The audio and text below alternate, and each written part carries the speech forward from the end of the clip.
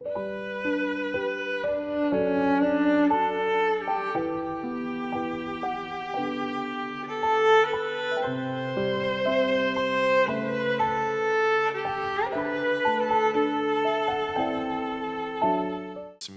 로마서 5장 3절 4절. 로마서 5장 3절 4절 같이 읽습니다. 다만 이뿐 아니라 우리가 환난 중에도 즐거워하나니 이는 환난은 인내를, 인내는 연단을, 연단은 소망을 이루는 줄 알미로다. 아멘. 환난, 이 헬라어로 들립시스라 그래요. 들립시스, 억압받다, 고난받다, 환난을 당하다, 뭐 이런 얘기인데요. 여기서 말하는 환난은요, 자기가 잘못해가지고 얻어진 환난이 아니에요.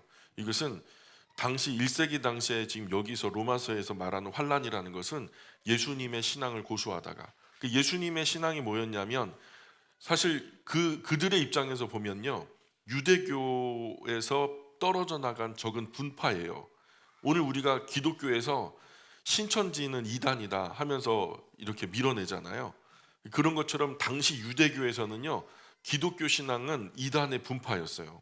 그게 참 메시아가 오신 것을 그들이 눈이 어두워서 보지 못하니 세상적인 안목으로는 예수님을 믿는 것이 마치 신천지처럼 이단을 신봉하는 것과 크게 다르게 여겨지지 않았던 시절이었거든요. 그러니 그들과 교제하지 말아라, 그들과 단절해라, 그들에게는 뭘 사지도 말고 팔지도 말아라. 그리고 공직에 나 있는 사람들은 공직에서 쫓겨나기도 하고, 가정이나 가문 안에 기독교 신앙을 갖게 된 사람들은 그 가정이나 가문에서 파문당하기도 하고, 또 감옥에 갇히기도 하고, 매를 맞기도 하고, 또 가진 것을 빼앗기기도 하고, 심지어는 순교도 당했단 말이죠. 여기서 말하는 그것은 우리가 1절 2절을 반영하는 거죠. 1절 2절에 보면은 그 충성됨으로 의롭다함을 받아 하나님과 평화 관계 안으로 들어온 사람이죠. 2절에도 근거로 보면 그 충성됨으로 의롭다함을 받아 하나님의 은혜 영역 안에 들어와서 지금은요, 그 은혜 안에서 하나님의 크신 영광을 바라보는 사람을 말하는 거죠. 그래서 그런 사람이 당하는 이 환난, 들립시스는 곧 인내를 가져온다. 인내는 휘포모네, 견고하게 서서 오래 참을 수 있게, 이런 뜻이에요. 견고하게 서서 오래 참을 수 있게 해주는 것이 바로 인내라는 것인데, 내가 잘못해서 당하는 환난을 갖다가, 내가 범죄해서 당하는 환난을 갖다가 오래 참으면 어떻게 돼요? 그거는 벌만 커져요. 내가 잘못했으면 빨리 용서를 구해야죠. 그죠? 오래 참을 미련한 것이 아니라 내가 잘못한 것은 빨리 회개하고 돌이켜야 맞는 거예요. 그러나 이것이 의로운 환난이다라고 하면 오래 참는 것이 참 중요하죠. 그런 그 충성됨으로 의롭다함을 받은 사람은 의롭다함을 받은 사람답게 환난 속에서도 그 의로움을 유지하면서 바른 신앙 안에서 견고하게 서서 오래 참을 줄 알아야 된다. 근데 예수님 믿어보니 잠깐 믿어봤는데 뭐 복 안 주시더라. 아, 예수님 잠깐 믿어봤는데 아픈 몸 안 나더라. 내가 잠깐 믿어봤는데 사업을 좀 이렇게 도와주실까 해가지고 믿어봤는데 사업이 더 좋아지지도 않더라. 그게 뭐 세상 종교랑 다를 바 없더라. 뭐 그런 식으로 쉽게 생각하면은 사실 이거는 마땅한 모습이 아니죠. 여기서 말하는 인내라는 것은 신앙 안에 바름을 유지하면서 옳음을 유지하면서 계속 견뎌내는 능력을 말하는 거죠. 그래서 그 인내는 연단을 준대요. 연단은 바로 도킴의 시험을 통해서 인정받는 성품을 말해요. 이거 우리 겉으로 보여지는 게 아니라 내 안에 인정되어지는 부분. 그래서 이것은 누구만 보냐면 하나님만 보실 줄 아는 거예요. 하나님만. 사람은 신앙 좋은 것처럼 할 수 있어요. 그러나 신앙 좋은 것은 누가 판단하시냐? 하나님이 판단하시는 거죠. 이 성품에 관한 거예요. 뜻하지 않게 찾아오는 환난 속에서 의로움을 지켜내면서 견고하게 서서 오래 참아서 의롭다 하심에 합당한 자질을 인정받은 그런 성품, 하나님께서도 참 충성되다 하시는 그 성품을 갖게 되는 것은 바로 이런 환난을 통한 인내, 그 인내를 통한 연단을 통해서, 그 결국에는 그 연단은 결국 하나님의 나라의 참된 소망을 바라보게 한다라는 거죠. 예수님도 산상수훈에서 팔복 말씀하셨죠. 팔복에 무슨 말씀이 나오죠? 의를 위하여 고난을 받는 사람은 복이 있나니 뭐가 그들의 것이라고요? 그죠? 천국이 그들의 것이라고요. 천국은 소망이죠. 바로 여기서 환난이 소망이 되죠. 그 소망이 세상에서 뭐 사업이 잘 되고 우리 자녀가 잘 되고 우리가 뭐 건강해지고 잘 먹고 잘 사는 게 아니라 환난이 소망이 되는 그 소망은 천국 소망이죠. 하늘 소망이죠. 예수님께서 말씀하셨던 건 그래요. 자, 그래서 의를 위하여 박해를 받는 자는 복이 있나니 천국이 그들의 것임이라. 나로 말미암아 너희를 욕하고 박해하고 거짓으로 너희를 거슬러 모든 악한 말을 할 때는 너희에게 복이 있나니 기뻐하고 즐거워하라. 하늘에서 너희의 상이 큼이라. 너희 전에 있었던 선지자들도 이같이 박해하였느니라. 이상한 거 아니야. 바르게 믿으면 세상이 반드시 박해한다. 그러니 잘 참고 견뎌라. 이런 말씀하는 거죠. 같은 원리로 환난이 천국 소망이 되죠. 이렇게 연단받은 사람 어떤 난관 속에서도 좀처럼 넘어지지 않는 일꾼이 되는 거예요. 일꾼은요, 이 장애물이 생기면은 나 이것 때문에 못해. 그건 일꾼이 아니죠. 그건 아마추어죠. 일꾼이라는 것은요, 장애물이 생기면요, 장애물을 뛰어넘고 그것을 해결하면서 일을 이루어내는 사람이 진짜 강한 일꾼이죠. 그래서 하나님 나라 일꾼은 일을 할 수 있기 때문에 일꾼이 되는 거예요. 이런 일꾼된 사람을 통해서 하나님은 장차의 일을 하게 하신다는 거예요. 이 땅에서만 아니라 내세의 삶에서도 그를 큰 일꾼으로 사용하기를 원하신다는 거죠. 그래서 먼저 내가 사용할 일꾼들은 작은 것을 맡겨보고 작은 것에 충성됨을 확인한 후에 내가 큰 것을 그에게도 맡기겠다. 이게 바로 두 가지 비유에 나오죠. 달란트 비유, 또 문화 비유에도 나와요. 달란트 비유는 달란트를 맡겼는데 그가 열심히 해서 더 많은 것들을 남기니 그에게 더 큰 것을 맡기셨다. 그런 말씀이죠. 또 문화 비유에서도 한 고를 맡겼는데 10고를 나중에 더 맡기신다는 거예요. 왜냐하면 작은 거 맡겨봤더니 잘하더라는 거죠. 그리고 거기에 따르는 생명도 시간도 100년 미만 시간 줘봤어요. 100년 미만의 건강도 줘봤어요. 100년 미만의 생명도 줘봤어요. 그 안에 쓰여질 에너지도, 그 안에 쓰여질 물질도, 그 안에 쓰여질 권세도 줘봤어요. 그런데 하나님이 보시니까 잘하거든요. 충성되거든요. 그러니 영원무궁하게 부어주는 거예요. 물질도, 시간도, 에너지도, 생명도, 그 모든 것들을 더 풍성하게 부어주시면 어떻게 되겠어요? 100년 동안 의로운 열매 하나 맺었다면 하나님이 저 하나님 나라에서 1000년 살게 하시면은 의로운 열매가 10개 열리는 거잖아요. 100년이면 하나만 열렸다 해도 만년에 100개가 열리고 말이에요. 영원히 하면 영원히 좋은 열매 열리겠죠? 근데 내 인생 100년 돌아봤는데 돌아볼 것이 악한 것밖에 없다. 더러운 것밖에 없다. 추한 것밖에 없다면 영원히 살게 되면 어떻게 돼요? 내가 그렇게 운 좋게 천국에 갔다 해도 그곳은 천국이 아니라 지옥이 될걸요. 누구 때문에? 나 때문에. 그래서 우리가 살면서 이런저런 환난 당할 때 낙심하면 안 되죠. 내가 내 실수로 범죄를 했거나 잘못을 했거나 그래서 환난을 당하면은 당연한 거죠. 예. 그래서 실수나 범죄로 인한 환난이 아니면은 뭔가 내가 잘못도 안 했는데 예수님 믿는다는 것 때문에 박해를 받고 손해를 보고 따돌림을 당하고 군대 가면은 이제 우리 친구들 그러죠. 담배 핀다고 너 담배 왜 너는 안 피냐 그래서 예수 믿는다고 하니까 저를 따돌리더라고요. 그래서 같이 자기들끼리 그냥 다 가고 저 열 몇 명 있는 가운데서 다 혼자 자기들끼리 담배 피고 저 혼자 보라는 거예요. 일을 혼자 하라는 거예요. 너는 담배 안 피니까 너는 안 쉬어도 되니까 있으라는 거예요. 그러니까 저는 일하고 있어야 되고 걔네들 후임병까지 싹 끌고 나가서 자기들 담배 피고 온다는 거예요. 너 담배 안 피니까 괜찮다는 거예요. 그런 법이 어디 있어요? 예수 믿는다고 하니까요. 당직 근무를 토요일만 세워요. 그럼 다음날 예배드리러 제가 인솔하고 아이들을 가야 되거든요. 그러니까 상병 초봉부터 병장 마로봉까지 계속 당직 근무를 세우는 거예요. 그럼 못된 사람이 있었어요. 그럼 저는 24시간을 못 자는 게 아니라 48시간을 못 자는 거예요. 근데 그렇게 버텼거든요. 근데 나중에 인사계 행정관이 그러더라고요. 너 예수님 진짜 믿는구나 그러더라고요. 그렇죠. 박해를 받는 것은 사람을 단단하게 해요. 그리고 하나님의 나라 참 소망이 없으면 그거 억울하죠. 이게 당하는 거 나는 성질 없어 나는 성격 없어 한번 해볼까 소원술이라도 쓰고 말이에요. 별짓 다 했겠죠. 그러나 생각해 보세요. 내가 잘못해서 저질러서 얻어지는 환난이 아니면 그 환난 앞에 즐거워해야 돼요. 기뻐해야 돼요. 하나님의 말씀의 가르침이 그래요. 왜 그 환난 앞에서 즐거워해야 돼요? 변태도 아니고 환난이 왔는데 왜 좋아해요? 우리가 좀 제정신이 아닌가요? 그것을 어떻게 볼 수 있어야 되냐면 하나님께서 나를 향한 소망이 크신가 보다. 하나님께서 나에게 맡기실 일이 많은가 보다, 이렇게 생각할 줄 알면 슬픔이 즐거움이 되죠. 고난 속에서도 우리가 즐거워할 수 있죠. 환난 속에서도 즐거워할 수 있죠. 바울은 그런 환난을 누구보다 많이 당한 사람이죠. 그가 뭐 잘못한 게 뭐가 있어요? 예수님 처음으로 만난 다음에 회심한 이후로 바울이 잘못한 것들이 뭐 별로 없어요. 근데 그 환난에서 바울은 인내하고, 그런 인내가 쌓이고 쌓이니까 연단이 되고, 연단이 되니까 하나님 나라 소망으로 승화되더라는 거죠. 그래서 바울이 나중에 이런 고백을 해요. 자, 어떤 고백을 하냐면, 저는 가난을 이겨낼 줄도 알고 부유함을 누릴 줄도 압니다. 그래서 하나님께서 맡겨주신 모든 일을 하되 배가 부르거나 배가 고프거나 물질이 넉넉하거나 궁핍하여 아무 쓸 것이 없어도 그 어떤 경우에도 만족하며 그분의 선하신 일을 이루어 나갈 수 있는 일체의 비결을 익혔습니다. 이렇게 말해요.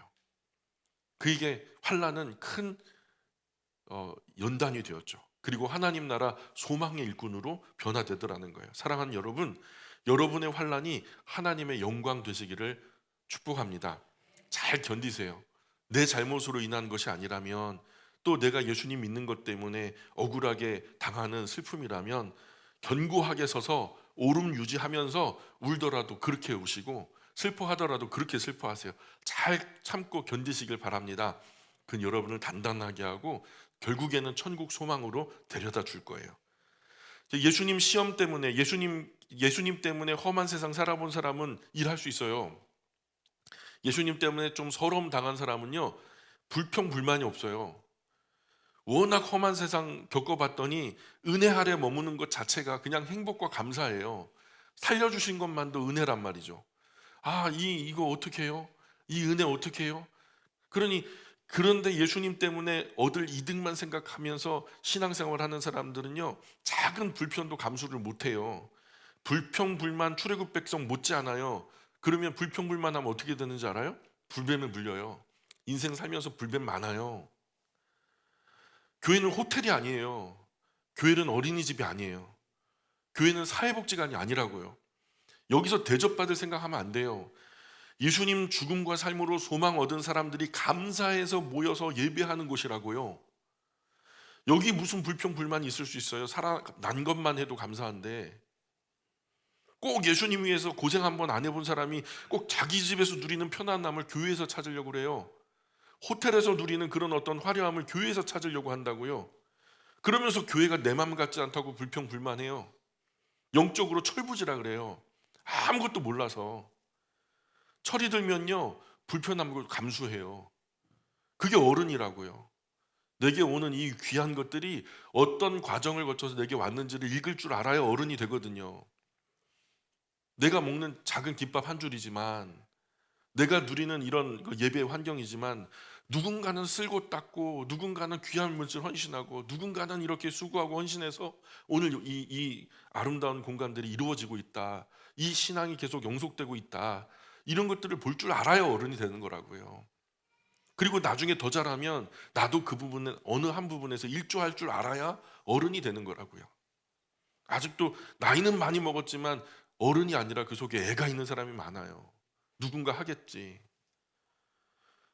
보세요. 다만 이뿐 아니라 우리가 환난 중에서도 즐거워하나니 환난은 인내는 연단은 소망을 이루는 줄 알미로다. 5절 같이 읽어볼까요? 5절 시작.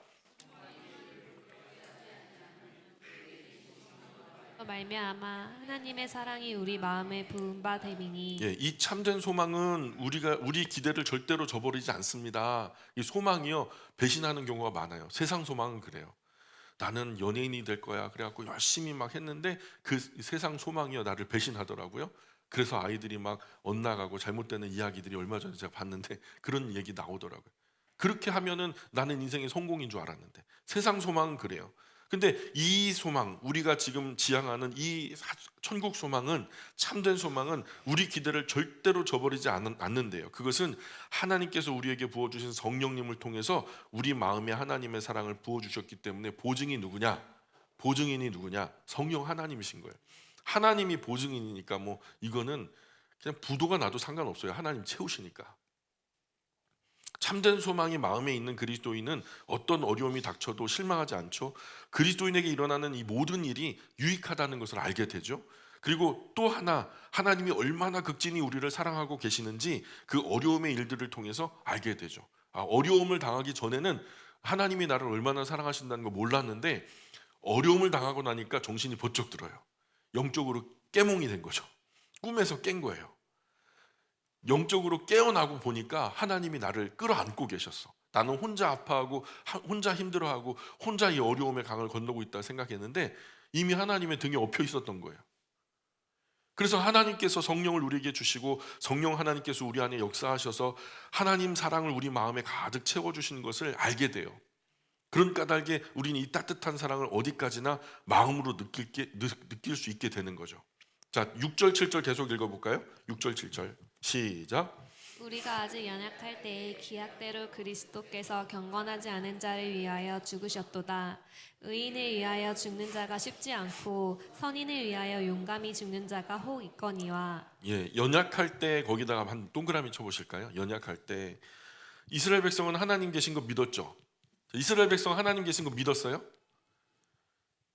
믿었죠. 왜냐하면 시내산에서 직접 봤죠. 그래서 우리 속에 우레 속에서 임하신 그 하나님의 임재 앞에서 이 이스라엘 백성이 막 두려워서 벌벌 떨었거든요. 그러니까 하나님이 우리를 좀 직접 보지 않게 해달라고 그래서 중간에 누구를 내세워요? 모세를 중간에 중보자로 세우잖아요. 그러니 하나님이 계신 것은 확실히 알게 된 거죠. 이스라엘 백성이 다시 한번 여쭐게요. 이스라엘 백성이 하나님이 계시다는 거 알았어요? 몰랐어요? 알았죠. 믿었죠. 그리고 또 그런 하나님이 온 세상에 한 분뿐인 하나님이심을 또 믿었죠. 전능하시다는 것도 믿었죠. 또 그런 하나님이 창조주 하나님이시라는 것도 믿었어요. 왜냐하면 그들의 고백을 통해서 우린 잘 알 수 있어요. 그런데 하나님을 믿음에도 불구하고 하나님을 기쁘게 해드리지 못했단 말이에요. 왜 기쁘게 해드리지 못했죠? 말라기에서 그런 하나님이 나타나셔서 그 하나님이 내가 너를 사랑한다, 내가 진짜 너희를 사랑했다, 그거 하나만 알아달라고 그렇게 간절히 울부짖었는데 이 이스라엘 백성이 마지막으로 뭐라 하죠? 이스라엘 백성, 하나님 우리 늘 때리고 우리를 얻어맞기만 했는데 언제 하나님이 나를 사랑했다고 그러나? 하나님이 언제 우리를 사랑하셨나요? 이렇게 했단 말이죠. 그렇게 맨날 맞았어요. 맨날 맞았다고. 하나님 늘 때리기만 했지 우리를 사랑하신 적이 어디 있냐고. 근데 왜 맞았을까요? 예? 그러니까 따져 물으면요, 맞은 이유는 생각을 못해요. 자기들이 잘못해서 이 계약을 맨날 어기니까 나 외 다른 신들을 내게 있게 말지내라 했는데 다른 신들을 갖다 그렇게 수두룩 빽빽하게 섬겼단 말이죠. 그들이 계약에서 벗어난 그 사랑에서 엇나가서 이 신의의 관계, 이 사랑의 관계를 깨뜨린 것은 설명도 안 하고 생각도 안 하고 맞은 얘기만 하는 거예요. 그리고서는 주님 어떻게 우리를 사랑했나요? 하면서 표독하게 따져 묻죠. 이게 중요한 거예요. 하나님이 나를 사랑한다는 것을 못 믿는 거. 따라해 볼까요? 하나님이 나를 사랑한다는 것을 못 믿는 것. 예, 그게 하나님이 기뻐하지 못하는 이유가 되는 거예요. 여러분, 하나님이 나를 사랑하시는 거 아세요? 그러면 하나님 기뻐하실 거예요. 진심으로 아세요? 그러면 하나님이 진심으로 기뻐하실 거예요.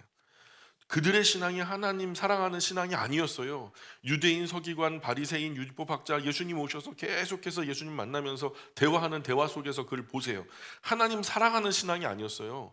그저 율법을 어떻게 지켜서 나는 의인이 되고 저는 죄인이 될까? 막 그러면서 자기와 세상을 갖다 분리하고 선민 사상에 쪄들어가지고 사랑으로 역사하는 신앙이 아니었다는 거죠. 따라해 볼게요. 사랑으로 역사하는 신앙. 예. 이게 중요한데요. 자신을 향한 하나님 사랑도 믿지 않았고 하나님을 사랑하는 믿음도 아니었던 거예요. 다시 한번요. 자신을 향한 하나님의 사랑도 믿지 않았고 또 하나님을 사랑하는 믿음도 아니었던 거죠. 그런 신앙으로는 하나님을 기쁘시게 못해요. 그리스도인의 신앙이 할 수 있다, 하면 된다, 해보자, 그런 신앙이 아니에요. 긍정의 힘이 아니란 말이에요. 그런 것은 신앙이 아니에요. 자기 암시에 불과하지. 스스로 자기를 속이는 거예요. 참된 신앙이라는 것은 하나님과 인격적인 관계를 회복하는 거예요. 하나님이 내 앞에 계시고 그분 앞에 내가 있다라는 것을 인정하고 그분과 이 인격적 관계를 회복하는 거예요. 인격적 관계의 출발은 뭘까요? 인격적 관계의 출발은 뭘까요?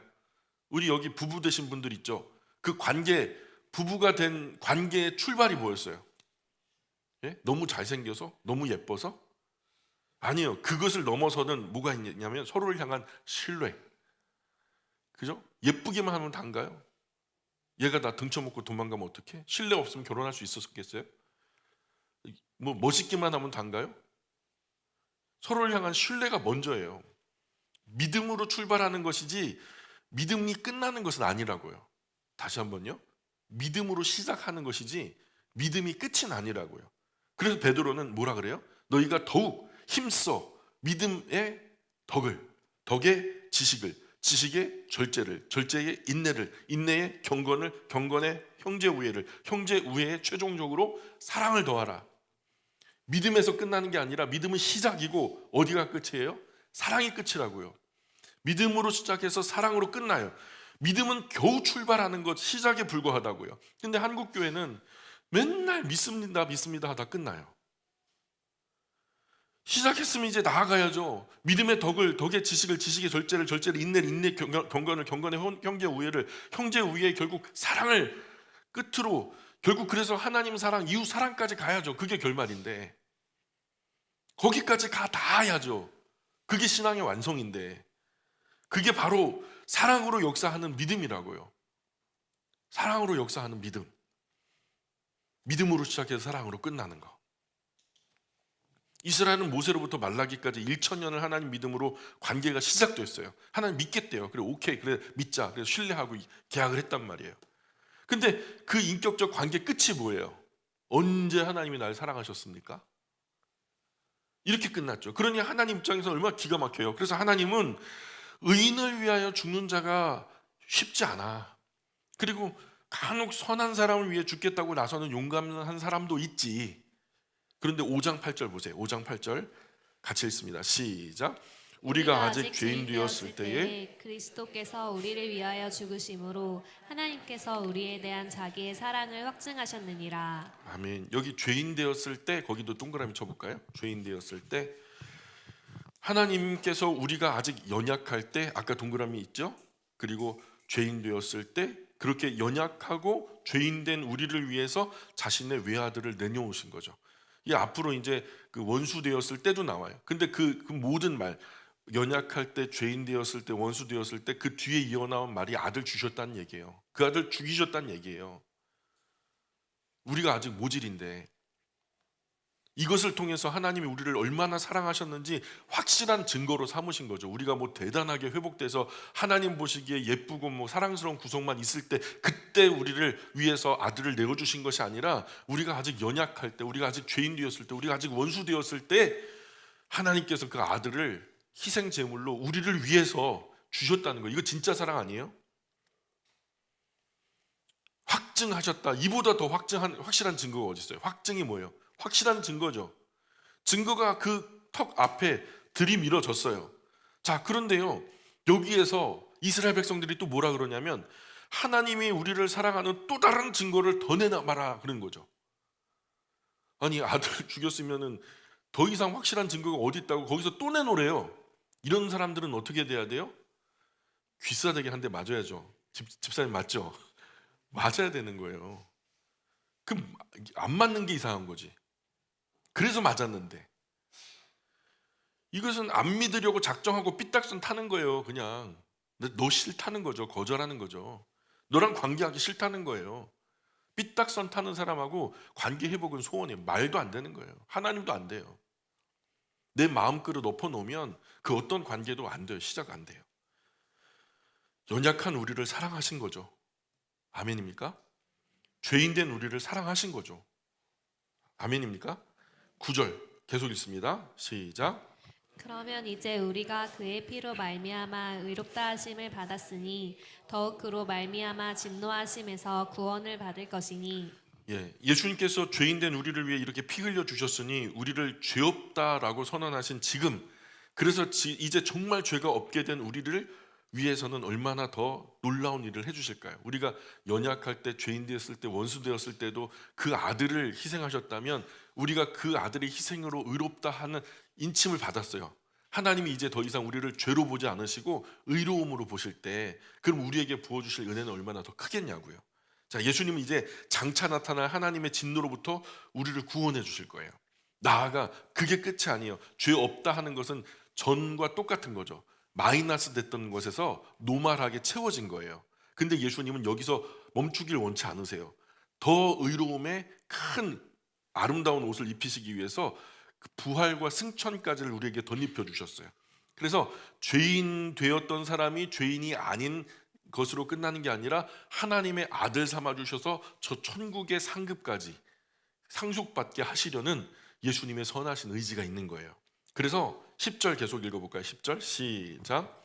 곧 우리가 원수되었을 때 그의 아들의 죽으심으로 말미암아 하나님과 화목되게 되었은즉 화목하게 된 자로서는 더욱 그의 살아나심으로 말미암아 구원을 받을 것이니라. 여기 원수 되었을 때 또 나오죠. 동그라미 쳐보세요. 두 절 간격으로 계속 나오죠.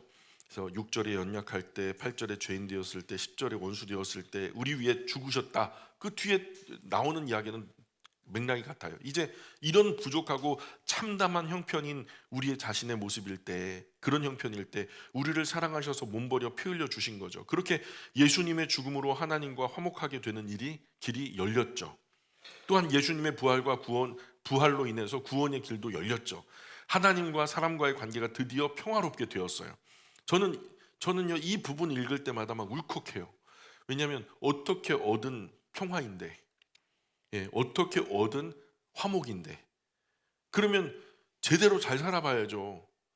예수님의 피값으로 이제 화해되어진 마당에 이 관계 다시 소원해지는 일 없도록 우리가 어떻게 얻은 기회인데 이거 잘 살아봐야죠. 내 믿음 연약해지고 그래서 범죄하고 절망하고 좌절하고 그래서 하나님을 거절하고 못되게 굴 때에도 그때도 하나님은 여전히 나를 사랑의 눈으로 보고 계신 거잖아요. 그죠? 그래서 앞으로도 함부로 살자는 말이 아니에요. 뭐 무슨 짓을 해도 하나님이 나를 사랑의 눈으로 쳐다보실 테니까 이제는 나는 마음대로 막 살아도 돼. 뭐 뒤에 있는 엄마 아빠 믿고 나는 막 살아도 돼. 그렇게 생각하는 자녀 아닌 것처럼, 우리가 하나님이 우리를 무조건 사랑으로 받아주시니까 우리 막 살아도 돼. 이거는 진짜 철부지 어린아이죠. 더 이상 그 사랑의 기대를 저버리는 삶을 살아서는 안 된다는 거죠. 좀 이 관계에, 이 사랑에 좀 성숙해져야 되는 거죠. 우리 구원은 하나님의 진노 아래서 구원받은 거예요. 하나님은 죄악된 사람에 대한 모든 진노를 어디서 쏟아부으셨죠?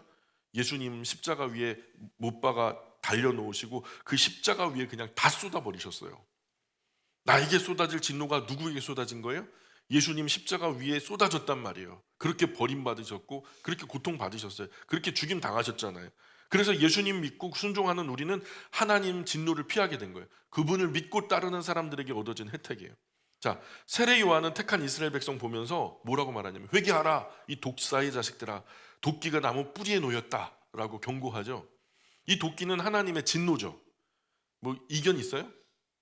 도끼가 나무 뿌리에 놓였다는 거예요.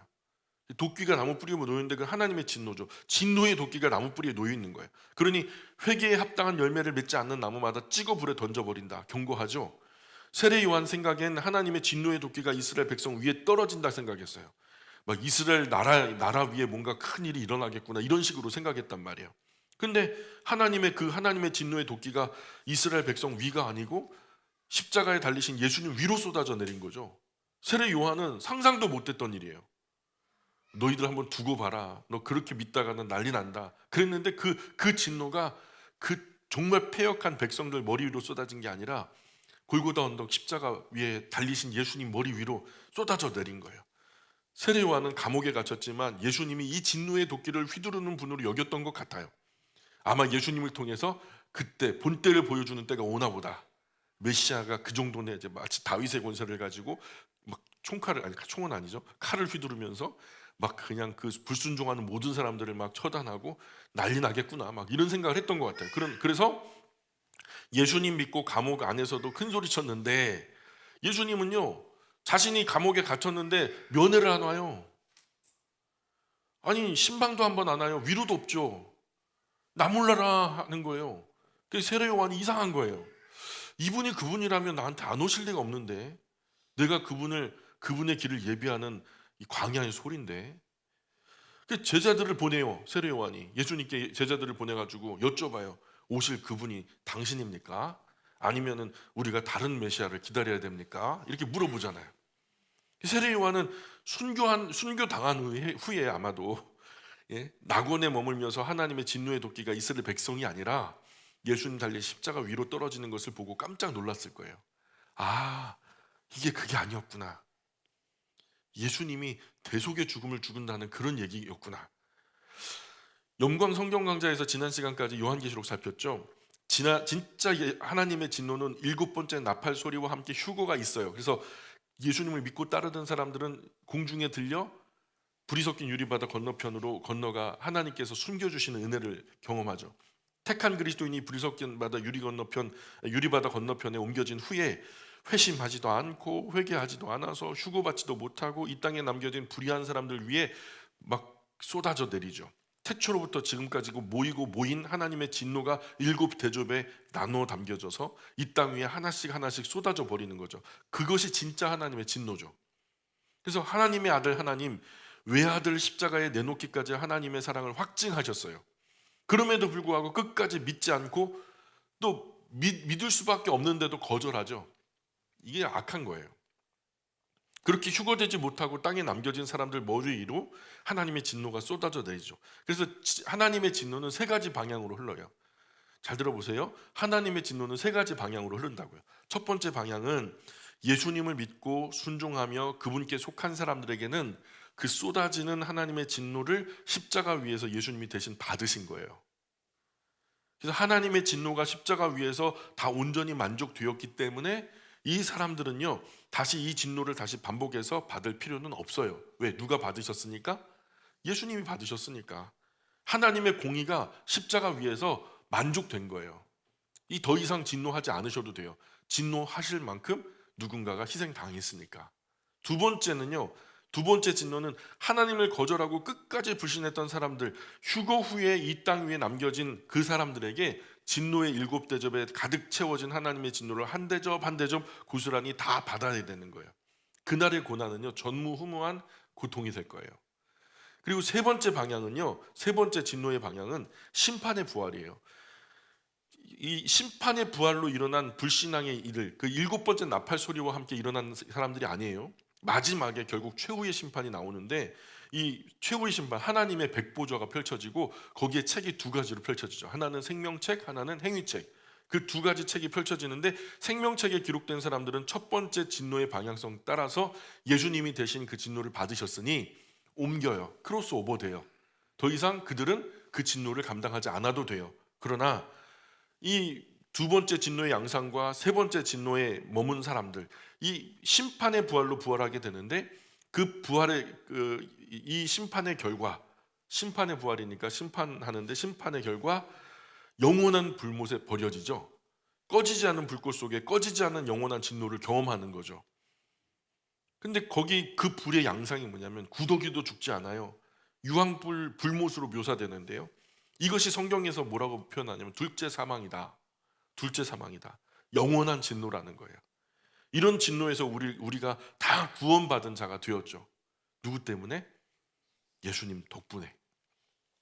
그래서 우리는 이미 구원의 길을 찾았죠. 이 구원의 길 끝까지 잘 완주하면 구원을 얻겠죠. 자, 구원 받았어요? 아니면은 구원 받을 거예요? 헷갈리죠. 그래서 9절 끝에서는 구원을 얻었다 하지 않죠. 9절 끝에 보세요. 뭐라 그래요? 구원을 받을 것이니. 그죠? 그래서 지금은 구원의 길을 걷고 있어요. 저와 여러분들 잘 걷고 계신 거예요. 이 길만 벗어나지 않으면, 끝까지 그렇게 걸어가시면 구원이 있겠죠. 구원의 길을 완주하면 이 길 끝에 약속하신 구원을 만나게 되죠. 결국 구원 얻을 거예요. 미래에 얻을 구원이죠. 그래서 우리 그리스도인은 구원 받았다는 것도 맞고요, 구원 받을 것이다 라는 것도 맞는 말이 돼요. 이미 얻은 구원은 죄 문제가 해소되었다는 거예요. 예수님을 믿고 순종함으로 우리 머리 위로 쏟아질 그 진노의 잔이 예수님께 대속으로 이루어졌으니 우리는 그것에 대해서 구원을 받았다라는 말이 맞아요. 그리고 곧 또 구원을 받을 거예요. 뭐냐면 영원한 하나님의 나라 이르기 전, 그죠? 최후의 심판에서 또 한 구원을 받아 그 하나님의 나라에 들어가게 될 거란 말이에요. 그래서 이미 얻은 구원 그리고 앞으로 얻을 구원. 11절 계속 읽어볼까요? 11절 시작. 그뿐 아니라 이제 우리로 화목하게 하신 우리 주 예수 그리스도로 말미암아 하나님 안에서 또한 즐거워하느니라. 하나님 안에서 즐거워한다라는 말은요, 이제 우리는 영원히 하나님을 섬기는 기쁨을 누리게 되었습니다, 이 말이에요. 이 모든 것이 우리를 하나님의 친구로 만들어 주려고 우리 죄를 대신해서 죽으신 예수님 덕분입니다, 이런 말이죠. 예수님 덕분에. 12절 계속 읽을게요. 시작. 그러므로 한 사람으로 말미암아 죄가 세상에 들어오고 죄로 말미암아 사망이 들어왔나니 이와 같이 모든 사람이 죄를 지었으므로 사망이 모든 사람에게 이르렀느니라. 한 사람 아담으로 인해 죄가 들어왔죠. 그래서 먹는 날에는 하나님이 뭐라 그래요? 그들에게 먹는 날에는 정령 죽으리라. 말씀하신 것처럼 죄의 삭은 사망이다. 그렇죠? 그래서 인류가 죄로 인해서 늙어가고 죽어가요. 그렇죠? 아무도 예외는 없죠. 13절 계속 읽어볼게요. 시작. 죄가 율법 있기 전에도 세상에 있었으나 율법이 없었을 때에는 죄를 죄로 여기지 아니하였느니라. 율법에 규정되기 전까지는 죄를 죄로 인식하지 못했죠. 그러나 인식하지 못한다고 해도 죄의 삭스로 오는 사망이 가만히 있을까요? 아, 너는 몰랐으니까 사망 너한테는 열어해 줄게, 이렇게 해야 할까요? 우리가 알든 모르든 사람이 죄를 인식하든 못하든 그것뿐이지, 그 죄로 말미암는 사망은 그 원리 그대로 인류 가운데 지금도 왕노릇하고 있어요. 14절 계속 읽습니다. 시작. 그러나 아담으로부터 모세까지 아담의 범죄와 같은 죄를 짓지 아니한 자들까지도 사망의 왕노릇하였나니 아담은 노실자의 모형이라. 아담처럼 누가 선악과 따먹으신 분 손들어 보세요. 선악과 따먹으신 분, 제발 좀 따먹지 말라고 제가 말씀드렸잖아요. 선악과 따먹으신 분 없죠. 아담만 따먹었어요. 억울하죠. 여기 지금 아무도 따먹으신 분 없잖아요. 근데 아담 이후 모세까지 아무도 선악과를 안 따먹었어요. 그러나 아담에게 왕노릇한 죄의 삭신 사망은 그 아담 이후로 모세까지 태어난 모든 사람에게 보편적으로 임하고 있죠. 모세 이후 지금까지도 그것은 왕노릇하고 있어요. 근데 이것이 또 마냥 절망적이고 우울한 얘기만은 아니에요. 아담은 마지막에 뭐래요? 아담은 오실 자의 모형이라. 아담에게 그런 원리가 적용됐으면 예수님이 오시는, 실체가 오시는 그 예수님에게도 이 똑같은 원리가 적용될 거예요. 그래서 아담의 범죄에 따른 원리대로 사망이 주어졌던 것처럼 예수님의 의로움에 따른 원리대로 생명이 주어질 것이죠.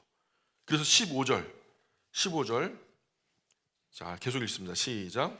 그러나 이 은사는 그 범죄와 같지 아니하니 곧 한 사람의 범죄를 인하여 많은 사람이 죽었은즉 더욱 하나님의 은혜와 또한 한 사람 예수 그리스도의 은혜로 말미암은 선물은 많은 사람에게 넘쳤느니라.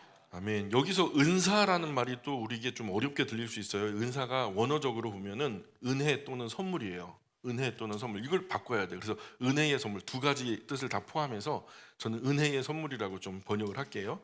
그러니까 은혜의 선물, 이 두 가지의 의미를 담아서 은혜의 선물. 그래서 죄를 범한 아담과 같지 않다는 거죠. 아담은 죄로 인해서 사람들을 죽음에 이르게 했죠. 그 은혜의 선물이 아니라 이 저주예요, 저주. 그죠?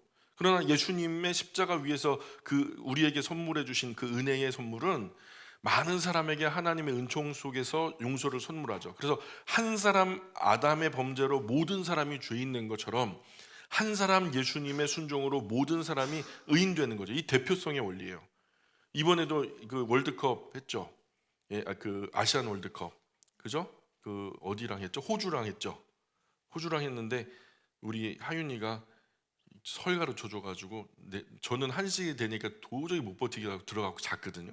근데 하윤이가 2시까지 보다 잤다는 거예요. 결론을 봤다는 거예요. 비겼대요. 그래갖고 얼마나 절망적이든지. 근데요, 오전 내 그렇게 알고 있었잖아요. 근데 알고 보니까 연장전에 뭐 그것까지 있었다면서요. 결국 이겼다면서요. 그래서 속았잖아요. 어쨌든 저는 그 새벽에 잤어요. 잤는데요, 자고 일어나니까 이겼대요. 저는 한 번도 뛴 적이 없거든요. 근데 제가 이겼대요. 왜 그러냐면 이 대표성의 원리예요. 우리나라 대표로 그분들이 뛰었으니, 아주 그냥 쎄빠지게 뛰었으니 그래 결국 이겼다 하니까 제가 이긴 거예요. 그죠? 우리가 이긴 거죠. 이 대표성의 원리예요. 그래서 이 16절 계속 볼까요? 16절 시작. 또 이 선물은 범죄한 한 사람으로 말미암은 것과 같지 아니하니 심판은 한 사람으로 말미암아 정죄에 이르렀으나 은사는 많은 범죄로 말미암아 의롭다 하심의 이름이니라. 예수님 통해서 우리에게 주어진 이 은혜의 선물은 아담 것과는 달라요. 아담을 통해서 많은 사람이 범죄한 것을 다 의롭다 하심을 이루게 되는 그런 성격을 가지고 있대요. 그래서 17절에 계속 읽어볼게요. 시작. 한 사람의 범죄로 말미암아 사망이 그 한 사람을 통하여 왕노릇하였은즉 더욱 은혜와 의의 선물을 넘치게 받는 자들은 한 분 예수 그리스도를 통하여 생명 안에서 왕노릇하리로다. 아멘. 그래서 하나님의 속성은요, 하나님의 그 성품의 특징은 뭐냐면 죄에 대해서 보복하시는 것보다 이 은혜에 더 열정적이세요. 그 죄에 대해서 보복하시는 것은 하나님은 되게 소극적이세요.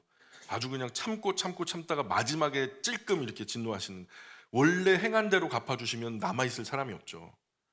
근데 범죄에 따른 벌을 주는 것보다 의에 대해서 은혜를 베푸는 것이 더 적극적이고, 그래서 하나님은 옛날 아담의 범죄 때문에 모든 사람이 죄인 된 것처럼 예수님의 의로운 순종으로 말미암아 많은 사람이 의인 되게 하신다는 거죠. 18절 계속 읽어볼게요. 시작.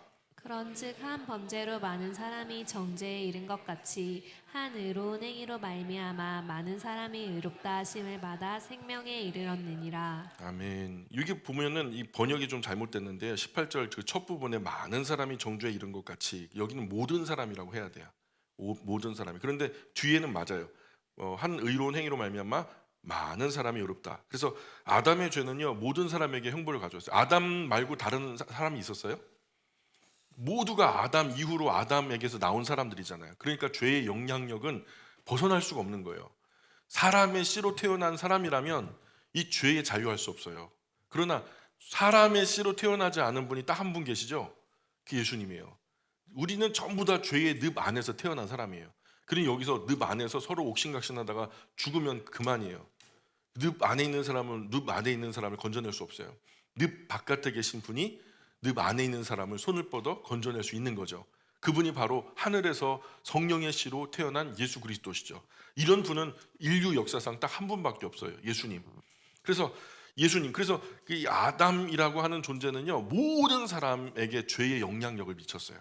근데 예수님은요, 벌써 수천 년이 지나 지금으로부터 2000년 전에 중동 어느 땅에 오셨죠. 메시아로 오셨어요. 그래서 예수님의 순종으로 의인이 될 때는 모든 사람의 의인이 되는 게 아니에요. 아담을 통해서 모든 사람이 죄인이 됐는데, 모든 사람이 죄인인 것은 맞는 원리인데, 예수님 통해서 순종으로 의인이 될 때는요, 모든 사람이 의인이 되는 게 아니라 많은 사람이 의롭다 하심을 받는데요. 그러면 모든 사람이에요? 아니면은 많은 사람이에요? 몸 질문이죠 이게. 하여튼 다는 구원받는다는 게 아니죠. 그죠? 이미 존재하게 된 사람들, 앞서 예수님 앞서 살다 간 사람도 있고, 그 시대에 동시대에 예수님을 모르는 사람도 있었을 것이고, 이후 시대에 올 사람도 있을 테니까요. 근데 이 사람들 중에서 구원의 길이 열려지는 사람들은 이 은혜의 복음을 듣고 예수님을 구주와 주님 영접해서 믿고 순종하는 사람들에게 정해지는 거예요. 그러니 모든 사람은 될 수 없어요. 많은 사람은 될 수 있어도요. 그래서 구원의 길은 주어졌지만 100% 자유의지를 가지고 구원의 길을 선택할 수도 거절할 수도 있으니까요. 그것은 사람이에요. 그래서 모든 사람이라 하지 않고 많은 사람이라고 기록한 거죠. 모든 사람이 구원받았다라고 주장하는 사람들은 만인 구원설 또는 보편 구원설이라고 그래요. 이거는 명백하게 성경적으로 이단이에요. 이걸 누가 주장하고 있냐면 바로 이 구원파가 얘기하고 있죠. 오늘 그래서 오후에는요, 성경 강좌 시간에 이 상반기 하반기 한 번씩 있는 이단 경계 주일인데, 오늘이요. 그래서 오늘 구원파에 대해서 얘기를 하려고 해요. 예. 그래서 오늘 구원파가 이런 이상한 교리를 전하고 있어요. 예수님을 통한 구원은 모든 사람이 아니에요. 모든 사람 중에 있는 많은 사람이죠. 그 수가 얼마나 되는지는 알지 못해요. 불특정 다수라는 건 알죠. 모든 사람이 아닌 많은 사람에게 상당히 많은 은혜를 나누게 되니까 은혜가 넘치는 거죠. 10사람이 먹을 것을 뭐 몇 사람이 나눠 먹으니까요. 그러니까 존 칼빈의 말처럼 제한 속죄설, 리미티드 어톤먼트라 그래요. 그래서 아주 제한적인, 하나님의 이 은혜를 모든 사람에게 똑같이 주신 것이 아니죠. 예정하여 선택받은 제한된 사람에게만 이 은혜가 나누어지는 거죠. 여러분에게 이게 너무 불공평하다고 얘기하는 분들이 많아요. 아유, 세상에 하나님이 째째하게 말이야, 주시면 구원 다 주지 뭐 그 주다 말고 말이야. 어떤 사람 주고 어떤 사람 안 주는 게 어디 있냐고. 여러분, 그러면 여러분 집에 신발이 몇 켤레 있어요? 한 10켤레 있나요? 그거 다 신고 나와야지 고마운 거 아니에요? 신발 입장에서 생각해보면 얼마나 불공평해. 10켤레 다 신고 나와야죠. 근데 왜 한 켤레만 골라 신고 나왔냐고. 그것도 선택이거든요. 자유의지, 인격 가진 존재들이 할 수 있는 선택이란 말이에요. 하나님은 그런 자유가 없어요? 하나님께도 그런 자유가 있어요. 마지막 19절 시작. 한 사람이 순종하지 아니함으로 많은 사람이 죄 있는 것 같이 한 사람이 순종하심으로 많은 사람이 의인이 되리라. 예, 아담은 하나님 불순종해서 모든 사람을 죄인 만들었지만 예수님 하나님께 순종해서 많은 사람을 의로운 사람으로 만들었죠. 20절 21절 계속 시작. 들어온 것은 범죄를 더하게 하려 함이라. 그러나 죄가 더한 곳에 은혜가 더욱 넘쳤나니 이는 죄가 사망 안에서 왕노릇한 것 같이 은혜도 또한 의로 말미암아 왕노릇하여 우리 주 예수 그리스도의로 말미암아 영생에 이르게 하려 함이라. 아멘. 그래서 십계명 받은 결과 모든 사람은 스스로 하나님의 율법을 지켜낼 수 없는 존재다라는 것을 깨닫게 돼요. 우리가 더 하나님께 인간적인 방법으로 충성하려고 하면 할수록 우리는 할 수 없구나라는 것을 깨닫게 되죠. 우리 자신의 죄가 깊다는 것을 알게 될수록 우리를 용서하시는 하나님의 은혜가 더 넘치고 더 깊이 깨달아지게 되는 거죠. 과거에는 죄가 모든 사람을 지배해서 죽음을 가져왔지만 이제는 그와 반대로 예수님의 순종하심 안에서 하나님의 은혜가 우리를 지배하게 되었어요. 그래서 우리 구주 예수님 통해서 우리가 하나님 앞에 올바른 사람으로 인정됐어요. 우리는 올바르지 않지만 올바름의 옷을 입혀주셨고 우리는 올바르다고 인정되는 사람이 됐어요. 그러면 이제는 나는 올바른 사람 되었으니까 과거처럼 막 살아야 돼요? 아니면 올바르다고 인정해 주셨으니까 올바른 사람을 살아야 될까요? 올바른 사람 살아야 돼요. 그래서 의로워서가 아니에요. 누구 때문에? 예수님 덕분에. 그죠? 오늘 사실 제목으로 치자면 예수님 덕분에 이게 제목이 될 거예요. 하나님 앞에 의롭다 여겨져서 영원한 생명에 이르게 되는 것이죠. 누구 덕분에? 예수님 덕분에. 예, 오늘도 예수님 덕분에 2월 한 달도 예수님 덕분에 행복한 한 달 되셨으면 좋겠습니다.